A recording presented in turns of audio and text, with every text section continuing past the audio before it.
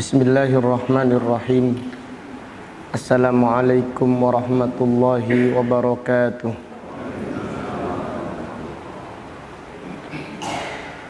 Innal hamdalillah nahmaduhu wa nasta'inuhu wa nastaghfiruh wa na'udzu billahi min syururi anfusina wa min sayyiati a'malina. Man yahdihillahu fala mudilla lah wa man yudlil fala hadiya lah. Wa ashhadu an la ilaha illallah wahdahu la syarika lah wa ashhadu anna Muhammadan abduhu wa rasuluh. Amma ba'du fa inna asdaqal hadits kitabullah wa khairal hadi hadi Muhammadin sallallahu alaihi wasallam wa syarrul umuri muhdatsatuha wa kullu muhdatsatin bid'ah wa kullu bid'atin dhalalah wa kullu dhalalatin finnar. Allahumma 'allimna ma yanfa'una wanfa'na bima 'allamtana wa zidna ilman wa amalan ya rabbal alamin. Allahumma ati nufusana taqwaha wa zakkiha anta khairu man zakkaha anta waliyuha wa maulaha. Allahumma inna na'udzubika min ilmin la yanfa' wa min qalbin la yakhsha' wa min nafsin la tashba' wa min da'watin la yustajabu laha.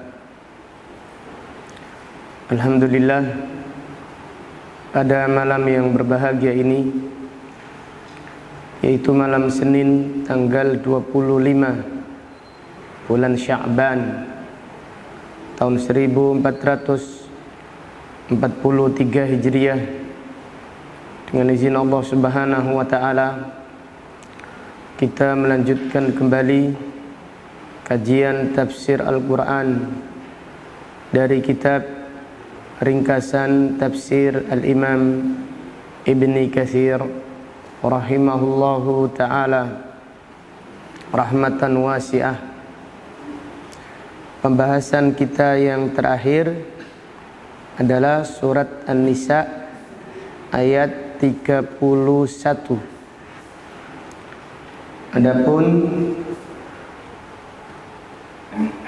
surat An-Nisa ayat 32 insyaallah akan kita lanjutkan setelah Idul Fitri insyaallah taala.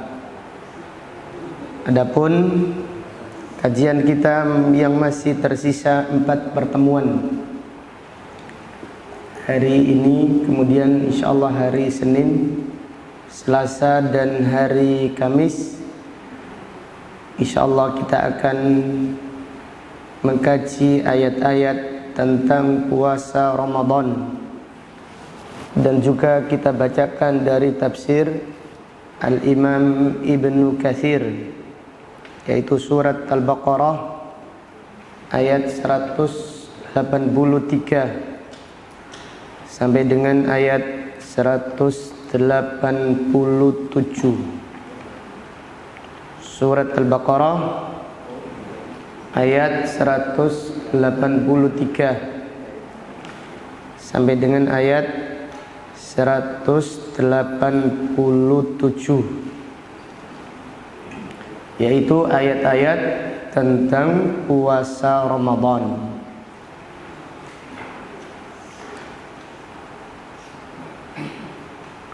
Banyak di antara kaum muslimin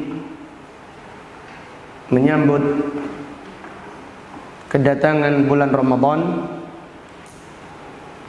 dengan amalan-amalan yang menyelisihi sunnah.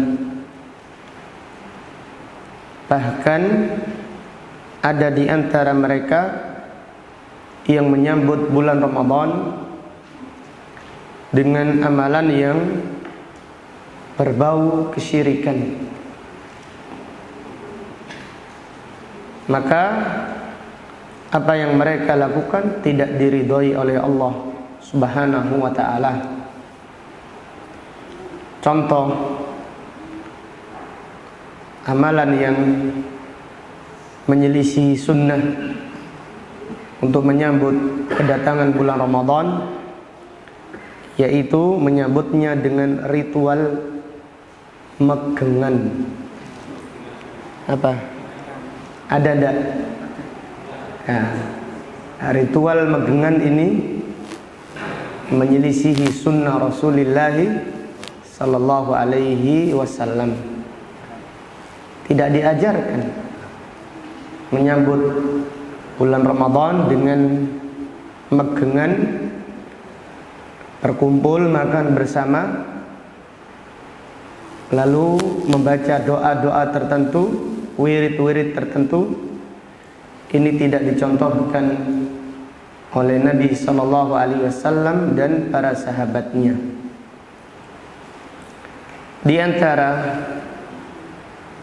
ritual yang menyelisihi sunnah untuk menyambut bulan Ramadan,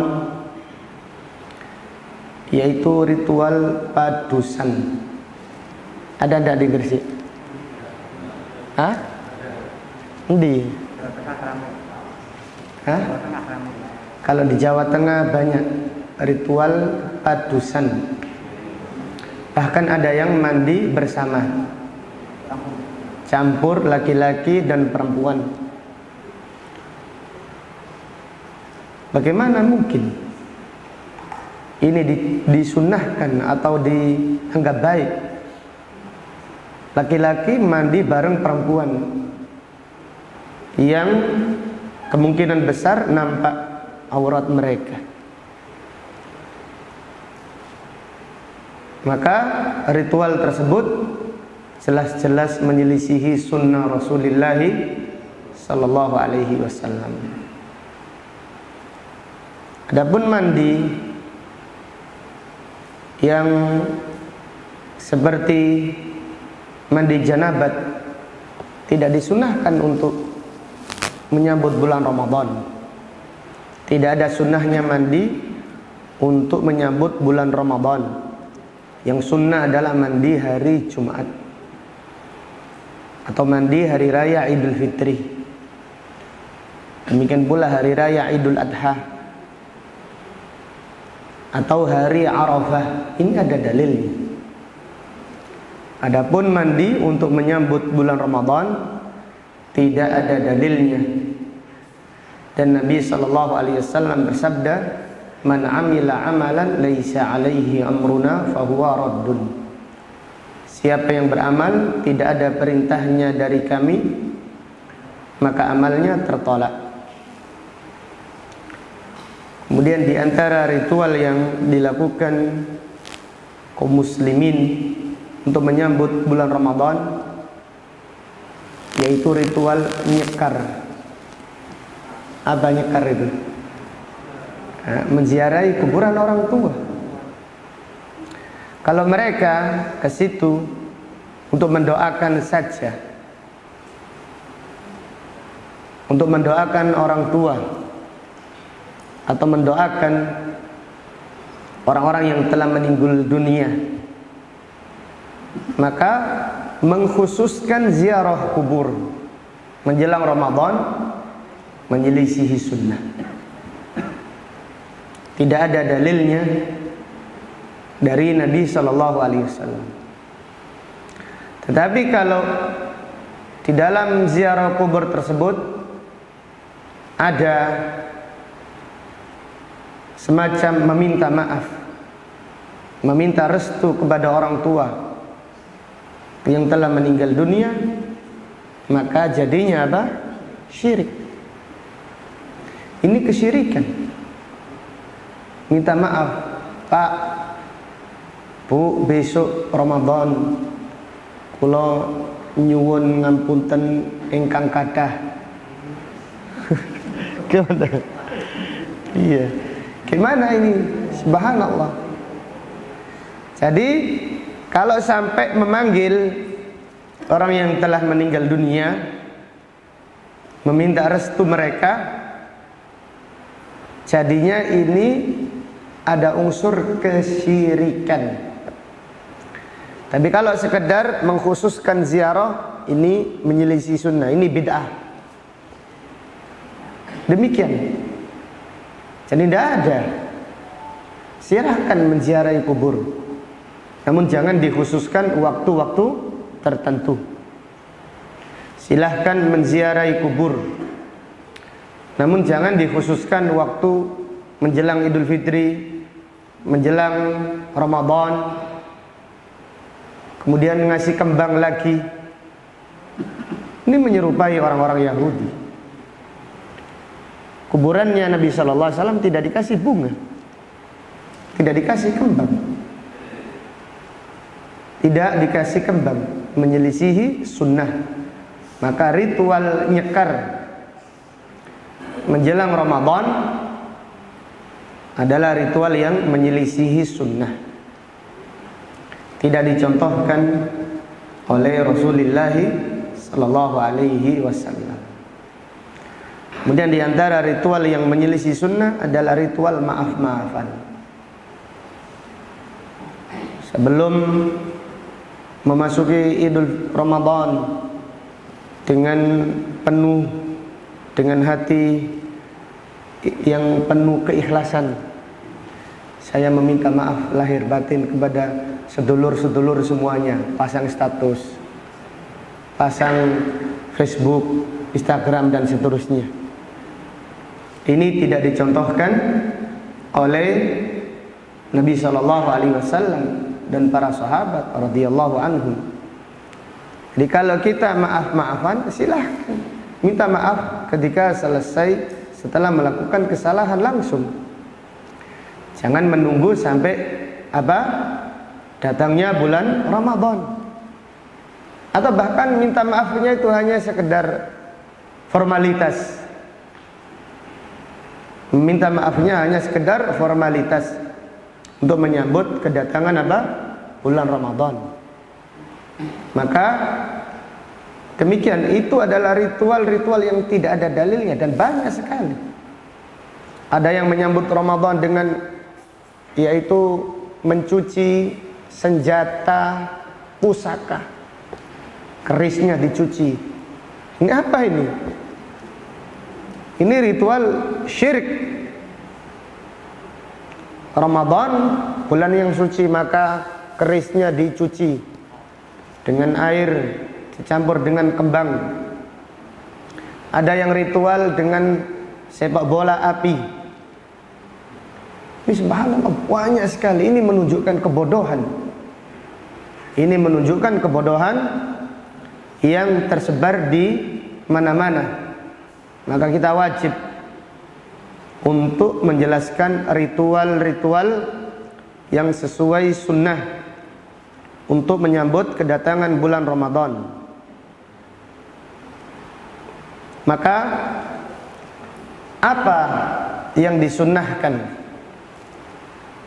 atau apakah ritual atau amalan-amalan yang sunnah untuk menyambut kedatangan bulan Ramadan? Ada beberapa amalan yang sesuai sunnah untuk menyambut kedatangan bulan Ramadan. Satu, apa kira-kira? Menyambut dengan apa? Hah? Iya, bagus. Gak apa-apa, gak urutan, gak apa-apa. Yang penting sesuai dalil. Menyambut bulan Ramadan dengan membayar hutang.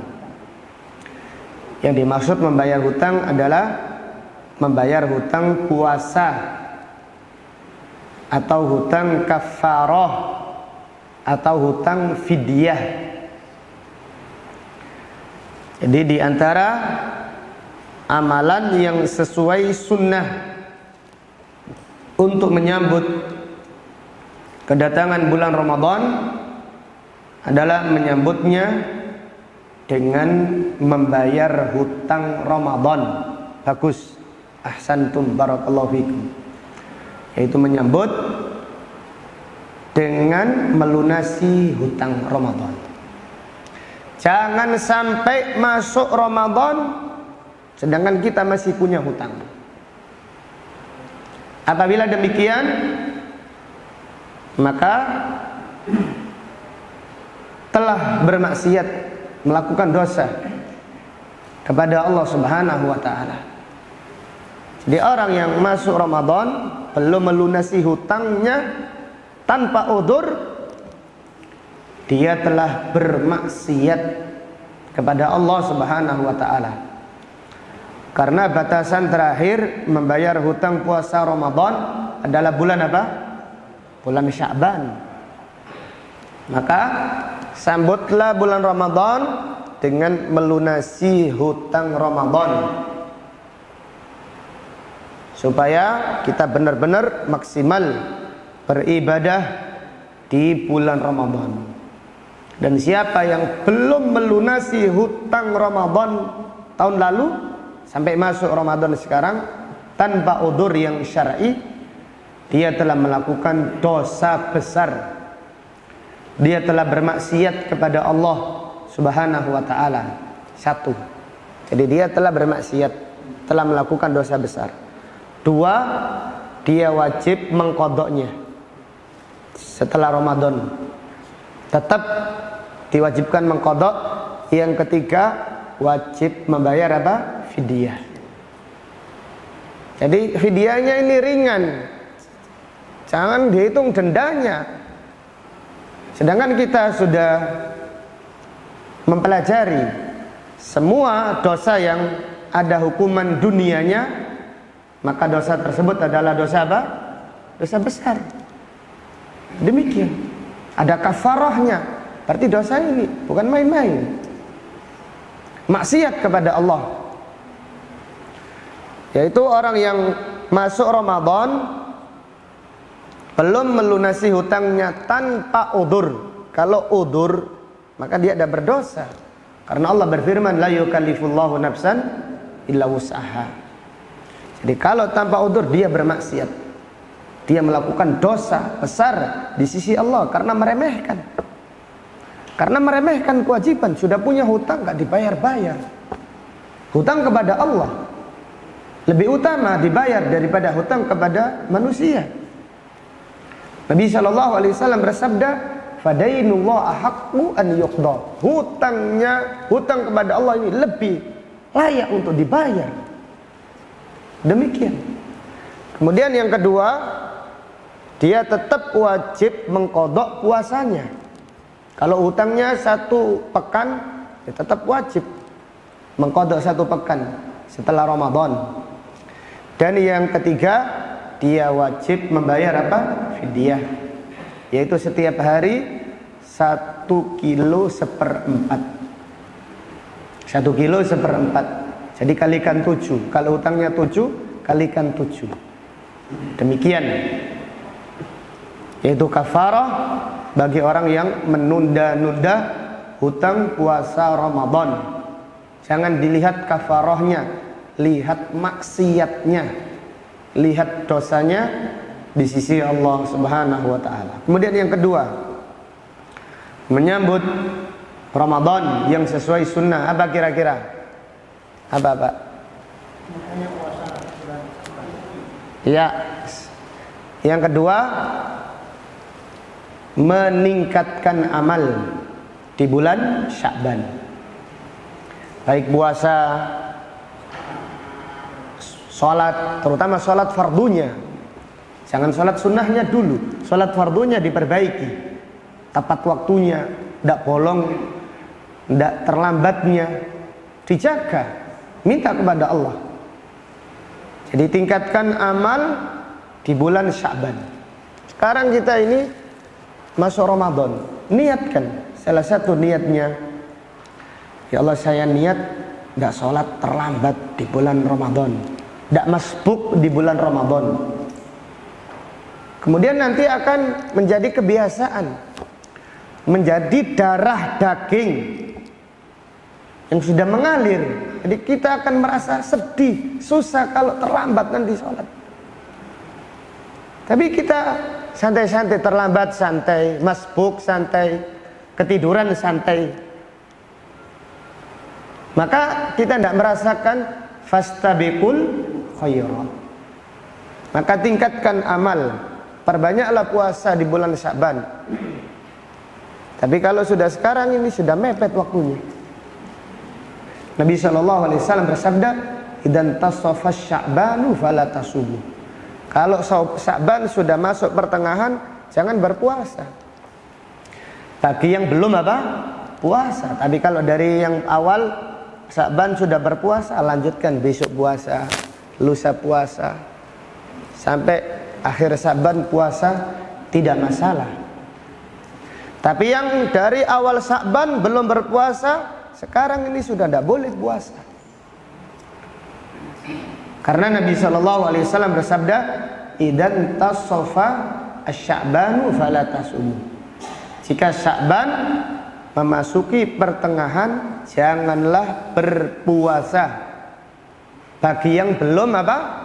Berpuasa. Tapi bagi yang mengawali puasa Sya'ban, silahkan memperbanyak puasa di bulan Sya'ban.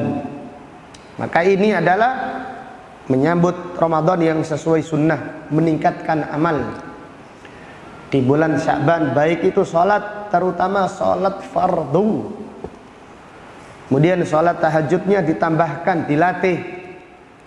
Demikian pula puasanya, dan juga membaca Al-Quran serta amalan-amalan yang lainnya.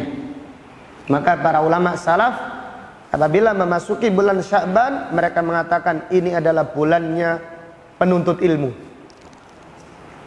Bulannya penuntut ilmu. Kenapa? Hanya penuntut ilmu yang memuliakan Sya'ban.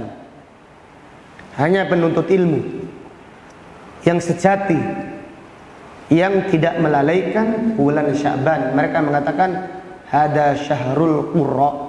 Ini bulannya penuntut ilmu, yaitu penuntut ilmu yang hak, yang menuntut ilmu untuk diamalkan, bukan hanya sekedar menambah pengetahuan ataupun wawasan. Yang ketiga, menyambut Ramadan yang sesuai sunnah. Gimana tadi Pak Anang? Iya, menyambut Ramadan dengan ilmu. Iya, bagus. Menyambut Ramadan dengan ilmu. Al-Imam Bukhari rahimahullah menulis babun al-ilmu qabla al-qawli wal amal. Bab ilmu sebelum berkata dan beramal. Jadi ini penting sekali. Sebelum haji berilmu dulu, sebelum puasa jangan meremehkan. Ayat-ayatnya sama, hadis-hadisnya paling nanti sama. Ini orang yang abangan. Jadi mereka yang meremehkan ilmu, tanda masih awam. Karena ilmu belum meresap. Kalau siapa yang ilmunya meresap ketika dibacakan ayat-ayat ataupun hadis-hadis, dia akan memuliakannya. Demikian. Maka ada di antara ulama, contohnya Syekh Abdul Muhsin Al-Abbad hafizahullah, salah seorang ulama yang mengajar di Masjidil Haram, menjelang Ramadan membacakan fikih Ramadan dengan pembahasan yang sama setiap tahun. Menjelang haji membaca fikih haji dari kitab yang sama, tidak bosan, tidak jenuh. Karena demikian ilmu yang meresap apabila kita ta'zim, mengagungkan ilmu, memuliakan ilmu. Adapun apabila kita menyimak ilmu seru paling nggak tonton apa doa ya biyen paling wis ngono-ngono ae. Ini tanda abangan dia, kasihan, miskin, fakir terhadap ilmu, tidak tahu lezatnya ilmu, tidak tahu yaitu lezatnya ilmu, maka kurang berkah ilmunya kurang bermanfaat kalau kita tidak memuliakan ilmu. Jadi sambutlah Ramadan dengan ilmu, walaupun ayatnya yang dibacakan sama ataupun hadis-hadisnya yang dibacakan sama, dan pasti banyak faedahnya, atau bahkan ada faedah-faedah yang belum kita ketahui di tahun yang lalu, kita ketahui di tahun ini. baik yang menyampaikan atau yang menyimak. Ustadznya pun sama, menyampaikan dengan asal-asalan, berarti tanda tidak ta'zimul ilm. Atau menyampaikan dengan semangat, tanda dia memuliakan apa? Ilmu. Demikian al-ilmu ta'zimuhu. Ilmu itu hakikatnya adalah memuliakannya. Man 'azzamal ilma 'azzamahul ilm. Siapa yang memuliakan ilmu, dia akan dimuliakan ilmu. Wa man lam yukrim al-ilma lam yukrimhu ilmuhu. Dia siapa yang tidak memuliakan ilmu, ilmu tidak akan memuliakan dia. Ilmu tidak butuh dia. Demikian. Maka menyambut Ramadan yang sesuai sunnah adalah menyambutnya dengan ilmu. Kemudian yang keempat apa? Kira-kira? Iya. Menyambut bulan Ramadan dengan bergembira. Walaupun sampean penjual nasi. Walaupun penjual nasi bergembira. Penjual nasi, aduh nasib ini. Walaupun penjual nasi tetap bergembira. Tanda iman itu bergembira. Tanda iman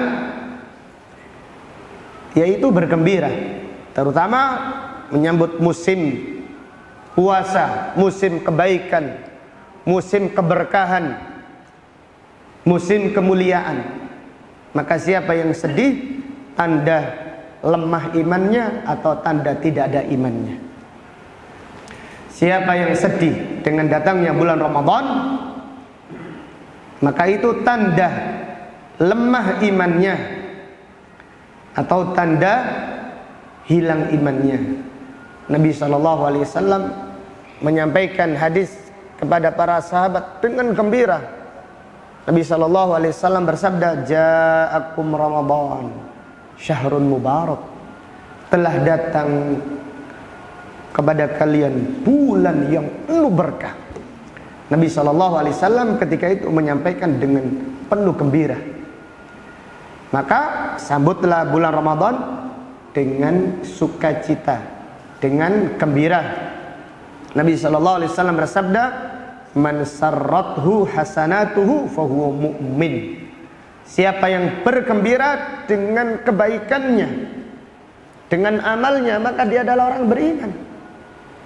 Menyambut Ramadan dengan gembira, menyambut sholat dengan gembira. Ini yang perlu dilatih lagi. Kalau kita menyambut Ramadan dengan gembira mungkin Masya Allah ada. Tapi kalau menyambut sholat mungkin masih perlu dilatih. Yang sering kita lakukan, adzan ternyata. Seperti sekarang, adzan. Yang sering iya kan. Kalau Nabi SAW berkata kepada Bilal, "Ya Bilal arihna, wahai Bilal, gembirakan hatiku dengan mendengarkan adzan." Adi bin Hatim berkata, "Tidak pernah datang waktu sholat kecuali aku sudah rindu menunggunya, aku sudah siap." Jadi Adi bin Hatim 60 tahun atau 58 tahun demikian. Aku tidak pernah satu waktu pun datang waktu sholat kecuali aku sudah rindu. Ini iman kayak apa ini? Kita yang berusaha mengejar masih capek, masih ngos-ngosan, masih berusaha, tapi tidak apa-apa, harus sabar. Satu saat Allah akan memberi, yaitu kerinduan. Karena awalnya amal itu dipaksa, kemudian terbiasa, lama-lama menjadi cinta. Karena orang Jawa kan kayak gitu, witing trisno jalaran saka pilino. Bukan ahwat saja, amal pun sama. Amal kalau sudah terbiasa. Jadi kita yang sudah terbiasa ngaji, nanti rasakan kita tidak ngaji selama Ramadan, kita akan sedih. Saya juga sedih, subhanallah. Pandemi, tidak pandemi, safar, tidak safar, hujan, tidak hujan, tetap alhamdulillah. Bahkan alhamdulillah tidak pernah libur sekalipun, alhamdulillah. Yang saya ketahui ya, pengajian 5 kali sepekan tidak pernah libur, insya Allah demikian. Maka ini apabila kita libur, hati ini ada yang hilang. Ada apa ini sebab? Demikian perlu dilatih, dibiasakan. Baru merasakan lezatnya amal, lezatnya ibadah. Kalau tidak ada paksa, nggak ada biasa. Kalau tidak terbiasa, cinta muncul dari mana? Mungkin kita masih tahapan memaksa. Tidak apa-apa, sabarlah. Datang sudah adzan, sebentar lagi adzan. Kita mungkin masih belum sampai kepada derajatnya Adi bin Hatim. Tidak pernah datang waktu sholat pun, kecuali aku sudah persiapan, wis ganteng, wis rindu. Allahu Akbar. Ini adalah fadlullah. Ini faedahnya ngaji. Demikian. Tambah iman, tambah amal. Bayangkan sholat 5 waktu, kita mengejarnya. Kita berlomba-lombanya untuk meraih ridha Allah, bukan pasang status. Untuk meraih ridha Allah Subhanahu wa ta'ala. Banyak orang yang santai-santai, terutama urusan sholat. Banyak sekali. Masbuk biasa, ketiduran pun biasa.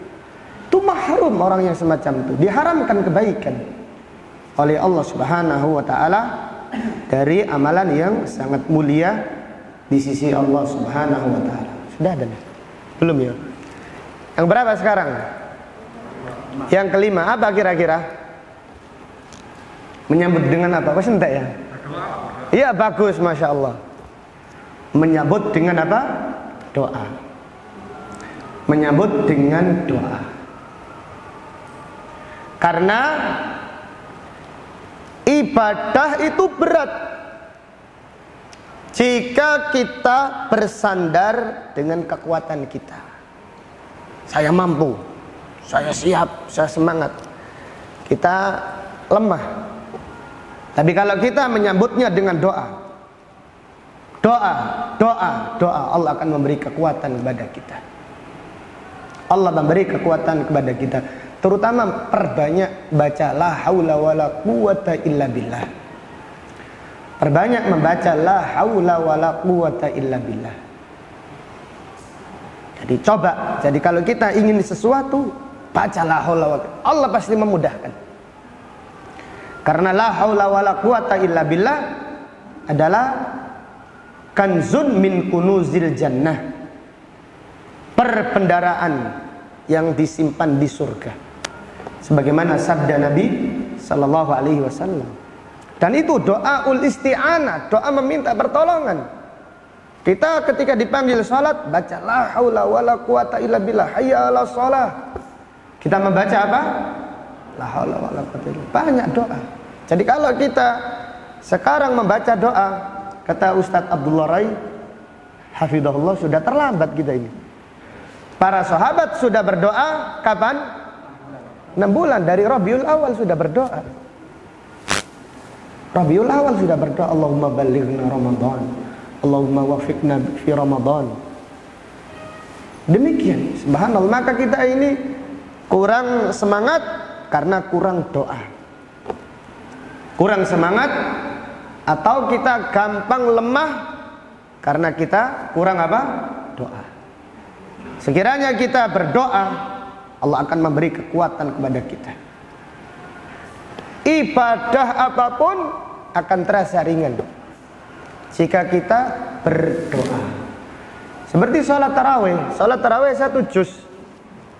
Kalau Imam Bukhari tarawihnya itu tidak 1 juz, 10 juz. Kok berat dia? Kita belum sudah mengatakan apa? Berat. Imam Bukhari dimudahkan oleh Allah. Para ulama salaf demikian. Kita yang sholat tarawih 1 juz saja berat. Berat itu.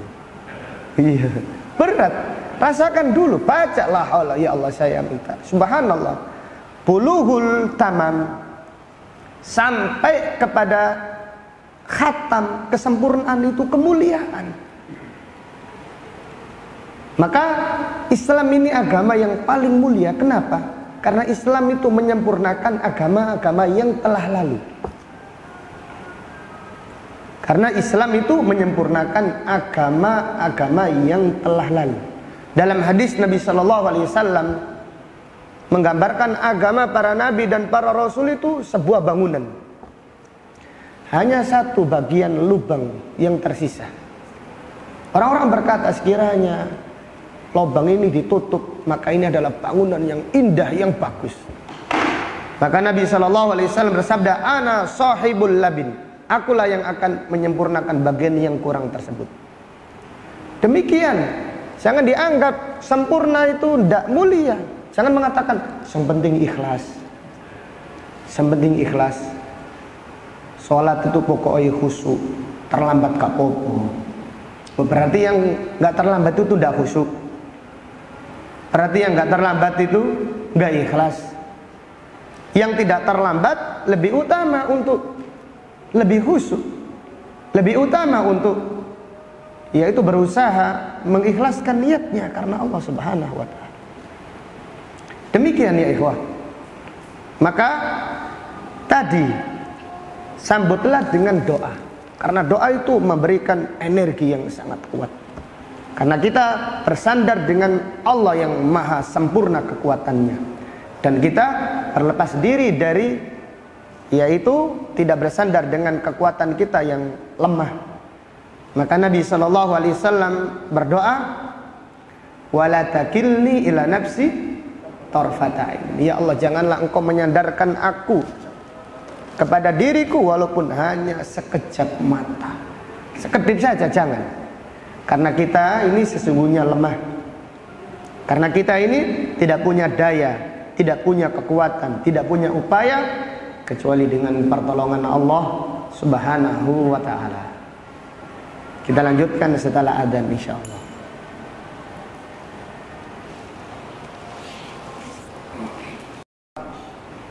Karena apa?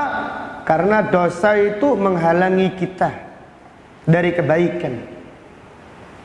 Karena dosa menghalangi kita dari kebaikan jika belum diampuni oleh Allah Subhanahu wa ta'ala. Maka perbanyaklah memohon ampunan kepada Allah supaya kita dimudahkan maksimal beribadah di bulan Ramadan dengan ikhlas, mengharap ridha Allah, mengharap pahala di sisi Allah Subhanahu wa ta'ala.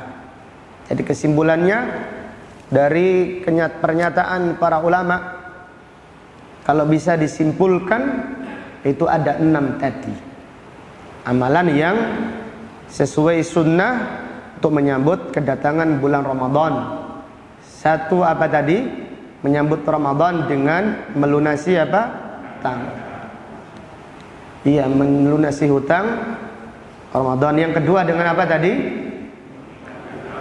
Meningkatkan apa? Amal. Meningkatkan ibadah secara umum, termasuk puasa dan yang lainnya. Yang ketiga apa tadi? Menyambut dengan apa? Menyambut dengan ilmu. Yang keempat menyambut dengan apa? Dengan gembira. Menyambut dengan bergembira, karena itu tandanya orang yang beriman. Yang kelima menyambut dengan doa. Artinya perbanyak doa. Sekarang belum terlambat, walaupun ketinggalan ketinggalan start. Iya, tapi belum, maksudnya bukan percuma, tidak ada yang percuma. Iya. Walaupun kita terlambat, tapi manfaatkan waktu-waktu yang sedikit dengan memperbanyak doa agar Allah memberikan kekuatan, keikhlasan, niat yang ikhlas, tulus, bukan ujub, beramal karena Allah di bulan Ramadan. Jangan ada yang amalan yang kita banggakan. Kita bersyukur kalau diberi kemudahan, tapi jangan sampai kita ujub, jangan sampai kita membanggakan lalu kita mengatakan orang yang suci. Allah Ta'ala berfirman, fala tuzakku anfusakum huwa a'lamu biman ittaqah. Janganlah kalian mengatakan diri kalian itu sudah suci, sudah baik, sudah mulia. Jangan. Allah Maha tahu siapa orang-orang yang bertakwa. Alam tara ilal ladzina yuzakkuna anfusahum balillahu yuzakki man yasha wa la yudhlamuna fatila. Undur kaifa yaftaruna 'ala Allahil kadzib wa kafa bihi itsman mubina. Tidakkah kalian melihat orang-orang yang mengatakan diri mereka suci, padahal Allah mensucikan siapa yang dikehendakinya, dan mereka tidak dirugikan sedikit pun. Lihatlah alangkah dustanya mereka atas nama Allah. Dan cukuplah membanggakan diri atau mengatakan diri suci adalah dosa yang sangat besar di sisi Allah Subhanahu wa ta'ala. Maka kita jika diberi kemudahan, kita bersyukur, kita bergembira sebagai bentuk mengamalkan firman Allah, wa amma bi ni'mati rabbika fahaddits. Jangan sampai kita membanggakan diri, karena membanggakan diri atau membanggakan amal menjadikan amal yang kita kerjakan percuma, sia-sia, tidak diterima oleh Allah Subhanahu wa ta'ala. Kemudian yang berikutnya, yang keberapa tadi? Yang kelima, keenam, menyambutnya dengan memperbanyak istighfar.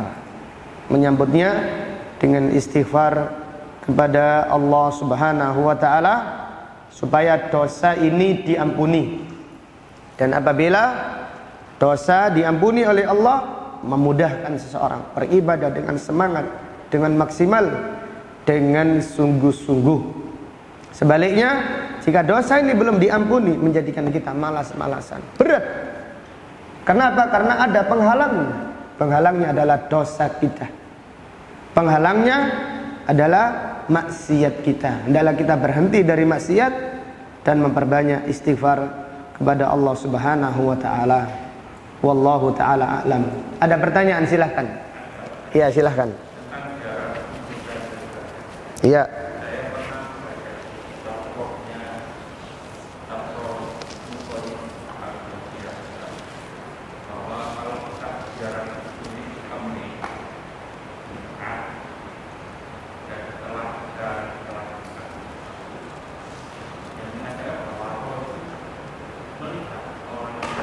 Mendatanginya. Iya, mendatangi kalau kita ya waktu-waktu itu katanya ini banyak sekali sahabat yang mengiyakan. Saya berhubungan, tapi Rasulullah juga pernah berbicara dengan para keluarga yang cantik Allah yang memasukkan umur itu. Bukan syuhada, itu Abu Jahal. Sumur Badar, Abu Jahal. Katanya ini Rasulullah berbicara, wahai sahabat, apakah benar kamu telah? Iya, itu Nabi sallallahu alaihi wasallam bukan kepada para sahabat, tapi kepada Abu Jahal. Abu Jahal, Umayyah, Utbah ibnu Rabi'ah, Walid ibnu Utbah. Artinya pembesar-pembesar Quraisy yang tewas pada waktu perang Badar. Iya. Sekarang pertanyaannya apa? Apakah mayit? Apakah dari keterangan itu kita boleh berbicara?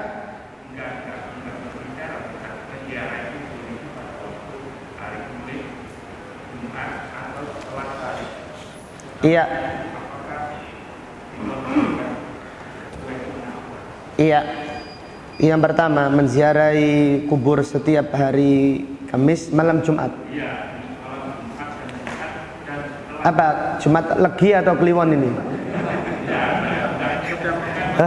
Kan kalau di sini kan Legi kita. Hah? Di sini Legi. Ada Kliwon, ada Legi, ada Pon, ada Pahing, ada Wage juga. Iya. Jadi demikian. Setiap ulama boleh menyatakan pernyataan. Setiap ulama boleh menyatakan pernyataan. Tetapi kita menerimanya atau tidak harus disertai dengan dalil. Kalau ada dalil, kita mengamalkan. Kita akan menyerukan insya Allah. Kalau dalilnya sahih, berarti kita mengatakan sami'na wa ta'na. Sunnah ziarah kubur hari Kamis malam apa? Jumat. Jumat juga. Hari Jumat juga. Iya, nanti dikoreksi lagi insyaallah. Adapun kitab ruh yang ditulis Ibnu Qayyim juga dikritiki oleh para ulama. Jadi kullun yu'khadhu min qawlihi wa yurad. Setiap orang, setiap ulama ucapannya diterima atau ditolak. Iya, ditolak, diterima atau ditolak. Kecuali Rasulullah sallallahu alaihi wasallam, alladzi la yantiqu 'anil hawa in huwa illa wahyun yuha. Adapun hadis yang diriwayatkan oleh Imam Bukhari, yaitu Nabi sallallahu alaihi wasallam berkata kepada Abu Jahal atau Sumayyah, atau bukan Sumayyah, Umayyah bin Khalaf, dan dedengkot Quraisy yang dimasukkan di dalam sumur Badar. Nabi SAW berkata, Inna wajadna ma wa'adana rabbuna haqqan. Kami menjumpai janji Allah kepada kami benar. Fahal wajadtum ma wa'ada rabbukum haqqan. Apakah kalian menjumpai janji Allah itu benar? Iya. Kemudian Umar bertanya, ya Rasulullah, engkau berbicara kepada yang sudah meninggal dunia. Engkau berbicara kepada siapa yang sudah meninggal dunia. Maka Nabi SAW berkata kepada Umar, wahai Umar, mereka lebih mendengar apa yang aku sampaikan daripada kalian. Para ulama mengatakan ini kekhususan ketika itu saja. Iya, karena para nabi dan para rasul, kalau kita membaca Al-Quran, Nabi Saleh, Nabi Shu'aib, ketika kaumnya sudah diadab oleh Allah, Nabi Saleh berkata, ya qaumi, laqad ablaghtukum risalata rabbi wa nasahtu lakum walakin la tuhibbunan nasihin. Wahai kaumku, sungguh aku telah menyampaikan risalah Tuhanku kepada kamu, kepada kalian, dan aku sudah menasihati kalian, sudah maksimal, namun kalian tidak mencintai nasihat. Ini disebutkan oleh Allah dalam surat Al-A'raf. Demikian pula Nabi Shu'aib berkata, ya qaumi laqad ablaghtukum risalati rabbi wa nasahtu lakum fakaifa asa ala qaumin kafirin. Wahai kaumku, aku telah menyampaikan risalah Tuhanku kepada kalian, dan aku telah menasihati kalian, namun tidak ada kesedihan, tidak ada kesedihan bagi orang-orang kafir. Maka Qatadah berkata, ahyahumullah, Allah menghidupkan mereka ketika itu supaya mereka semakin sedih, menyesali, laku aku memusuhi para nabi dan para rasul. Demikian. Ini tidak bisa dijadikan dalil kita memanggil arwah nenek moyang. Jelas ya? Kita tidak bisa apa yang dikatakan Nabi sallallahu alaihi wasallam atau yang dikatakan para nabi dan para rasul kepada umat-umat yang menentang mereka, tidak bisa dijadikan dalil berbicara kepada orang yang telah apa? Meninggal dunia. Allah Ta'ala berfirman, wa ma anta bimusmi'in man fil qubur. Kalian itu tidak bisa memperdengarkan orang-orang yang sudah meninggal dunia di kuburannya. Allah Ta'ala berfirman, in tada'uhum la yasma'u du'aakum. Kalau kalian memanggil mereka, mereka tidak mendengar. Jelas ya? Nabi SAW menjawab salawat orang-orang yang bersalawat. Sekarang pertanyaannya, apakah Nabi SAW mendengar salawat kita? Dengar atau tidak? Dengar atau tidak? Terus bagaimana menjawab? Ayo. Karena disampaikan pada Rasul ya. Siapa yang menyampaikan? Siapa yang menyampaikan? Malaikat. Jadi Nabi SAW tidak mendengar langsung orang yang berselawat kepadanya. Kalau Nabi SAW tidak mendengarkan, terus yang lain mendengarkan, jelas ya?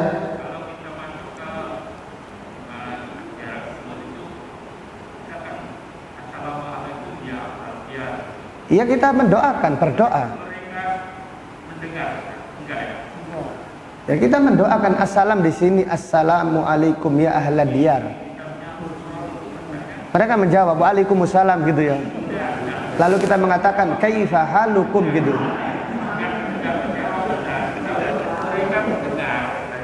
Iya, kalau sekiranya mendengar, mereka dihidupkan oleh Allah. Bahkan berarti kita komunikasi dengan mereka. Cukup dengan yang ada dalilnya saja.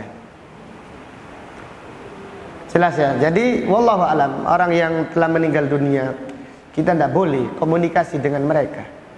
Assalamualaikum ya ahlad diyar minal mu'minina wal muslimin wa yarhamullahul mustaqdimina minkum wal mustakhirin wa inna bikum lalahiqun. Kita membaca doa itu saja. Seperti itu. Membaca doa yang sesuai dengan dalil. Seperti Nabi sallallahu alaihi wasallam, kita membaca doa Assalamu alayka ayyuhan nabiyyu wa rahmatullahi wabarakatuh. Nabi sallallahu alaihi wasallam bersabda, "Inna lillahi malaikatan." Sesungguhnya Allah memiliki malaikat-malaikat. Yuballighuni an ummatis salam, menyampaikan kepadaku salam dari umatku. Ini Nabi sallallahu alaihi wasallam tidak mendengar. Jadi kalau kita ke kuburannya Nabi sallallahu alaihi wasallam, Assalamualaikum ya Rasulullah, yang menyampaikan itu malaikat. Jadi tidak mendengar langsung. Tidak mendengar langsung. Waalaikumsalam langsung. Tidak. Tapi malaikat yang menyampaikan. Karena arwah alamnya beda. Mereka yang sudah meninggal dunia berada di alam barzah. Awwalu manazilil akhirah. Awal yaitu tempat-tempat akhirat. Awal tempat di alam akhirat, alam barzah. Kita ini alam dunia beda. Demikian. Jadi mereka bergembira dengan doa yang anak-anaknya, dengan kebaikan anaknya. Orang tua yang sudah meninggal dunia mendapatkan kiriman setiap hari dari amal soleh anaknya, dari doa anaknya. Demikian disampaikan oleh malaikat yang ditugaskan oleh Allah Subhanahu wa taala, namun tidak mendengar, tidak melihat secara apa? Langsung. Apalagi ada pernyataan setiap malam Jumat arwah, yaitu orang tua berada di masjid, kalau anaknya tidak ke masjid sedih. Masjid endi? Darussaada atau Dahlan ini? Iya, masjid kan banyak. Anaknya nggak sholat di sini, tetapi sholat di masjid sana. Golek ini. Ini harus ada dalil ini. Apalagi disediakan apa? Kopi. Ya ini masalah. Kan ada kan keyakinan nenek moyang itu orang kakak yang sudah meninggal dunia disediakan apa? Kopi. Kopinya habis ternyata. Kadang diminum yang lain yang hidup. Wallahu a'lam. Cukup ya. Barakallahu fikum. Subhanakallahumma wa bihamdika asyhadu an la ilaha illa anta astaghfiruka wa atubu ilaik. Walhamdulillahi rabbil alamin. Wa sallallahu ala nabiyyina Muhammad wa ala alihi wa sahbihi wa sallama tasliman katsira. Assalamualaikum warahmatullahi wabarakatuh.